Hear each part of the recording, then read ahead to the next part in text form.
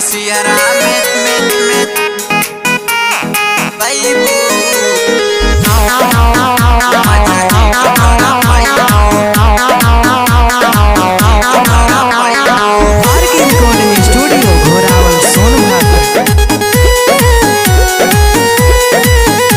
कुसियारा में जादी तू आईबू मजा ही कभर पैबू। हाय कुसियारा में जादी तू आईबू मजा ही कभर पैबू। रामपुर नौडी हवा के फेमस बनाम हो, यहाँ के लाइकन के नीमन बकाम हो। जदी चिखना तू आपन चिखैबू मजा ही कभर पैबू। हाय कुसियारा में जदी तू आईबू मजा ही कभर पैबू।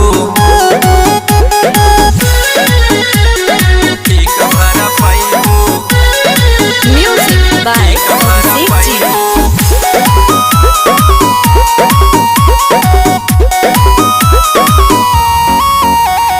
नदना मतवार में तोहके घुमाइब, आश्रम के नजारा देखाइब। एहो सुना नदना मतवार में तोहके घुमाइब, आश्रम के नजारा देखाइब। जदी हलिया में गोलगप्पा खइबू मजा ही कभर पैबू। हाय कुसियारा में जादी तू आईबू मजा ही कभर पैबू। आप सुन रहे हैं राकेश वर्मा को।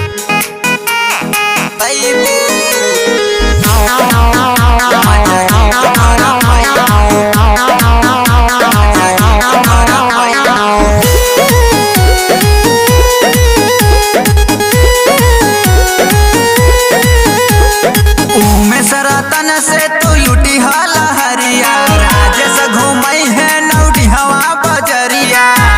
अरे सुना ना उमेश रतन से तू लुटी हाला हरिया, राजेश घूमई है नौडी हवा बजरिया। राकेश वर्मा के गुणगान गाइबू मजा ही कभर पैबू।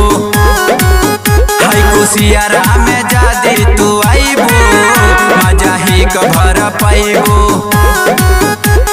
अरे आ जाना हो बड़ी मजा मिले।